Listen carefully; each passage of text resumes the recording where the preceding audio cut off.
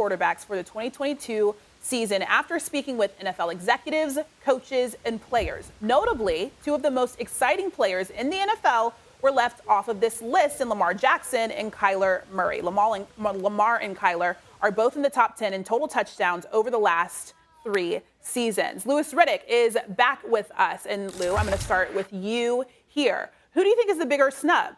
Is it Kyler or is it Lamar? Yeah,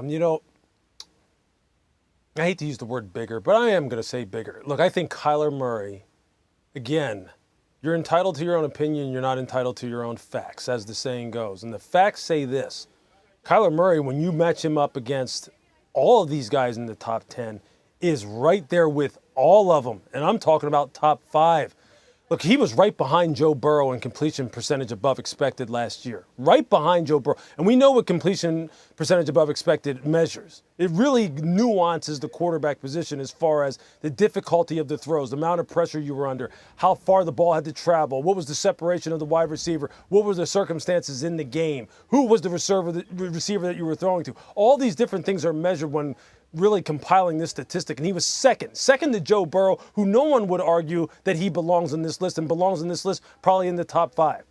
Kyler was one of the very best. He was top 10 in QBR. He was top 10 in efficiency under pressure when blitzed and efficiency under pressure when not blitzed. He's one of the best dual threat guys outside the pocket as a runner or a thrower.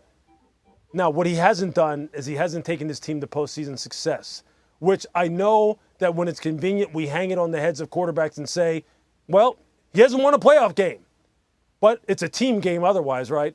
Except for when they don't win a game, then it's the quarterback's fault. Even if he took them down, had the lead, the defense gives up the lead, people still attach that L to the quarterback, which is something I just hate that we do.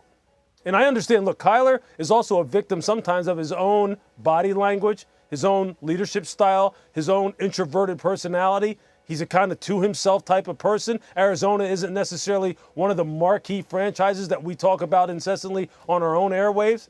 But this is a good quarterback. And this is a good quarterback who right now, I'm telling you, if you really had to pick between the two, and look, Lamar is a unicorn. Lamar is kind of one of one. He really is. He is so unique. That's why I think, it's not even necessarily an apples-to-apples comparison when you're talking about him and maybe the other quarterbacks in this top 10 list, because he's so unique. But Kyler Murray can throw it, he can run it, he can beat you from the pocket, he can beat you outside the pocket. His team needs to have more success from a team perspective, and you'll be talking about Kyler Murray as a top 5 quarterback. Or he'll be in that conversation, especially when Tom leaves, Matthew Stafford leaves. Kyler's going to be right up in there. And his contract that he's about to get is going to show you that I believe Steve Keim and the Arizona Cardinals organization feels the same way.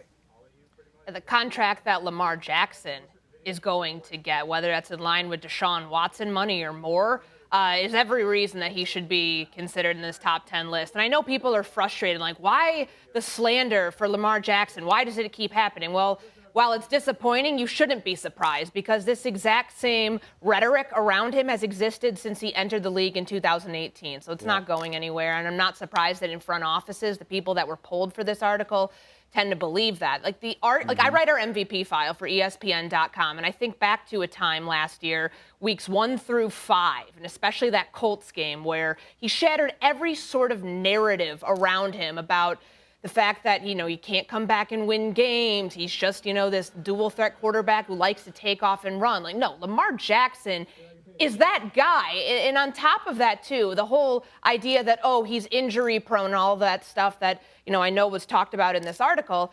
He got injured the second time against Cleveland because his ankle got rolled up when he was throwing a pass. So, let's, again, keep the facts. You can entitled to your own opinion, like Lewis said, but the facts are the facts here.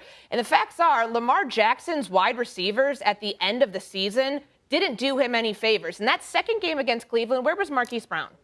Where was Rashad Bateman, Sammy Watkins?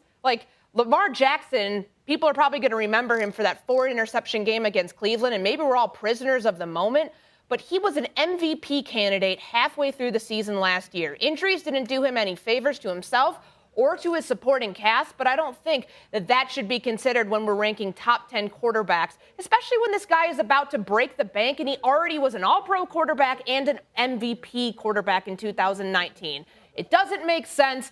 But again, there are a lot of things in the NFL that don't make sense, and the rhetoric continues on and on. This has been the story with Lamar Jackson around him throughout his entire career. I'm not surprised it's continuing. So you made the point. It's confirmation bias from a lot of these people who are kind of closed-minded in the way that they view modern football. And maybe they are thinking about traditionally like a traditional quarterback the way that they believe it should be. Lamar Jackson isn't that. That's fine. But the idea that he's not top 10 is slightly more absurd to me than the idea that Kyler Murray isn't top 10. I think Kyler Murray may get in there at some point, and I wouldn't be surprised, or I agree with you, frankly, that he probably could be in there. But I think it's just crazy to think, because it's not about who had a top 10 season last year. In which case, you can make an argument that Lamar Jackson's season was disappointing last year. Or not make an argument, it was disappointing.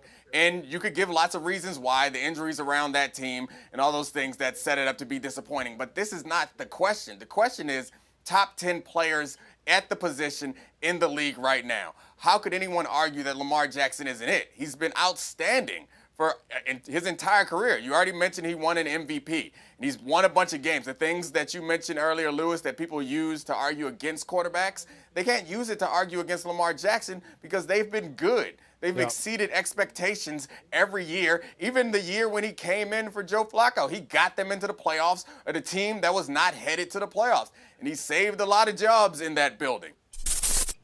Thanks for watching ESPN on YouTube. For live streaming, sports, and premium content,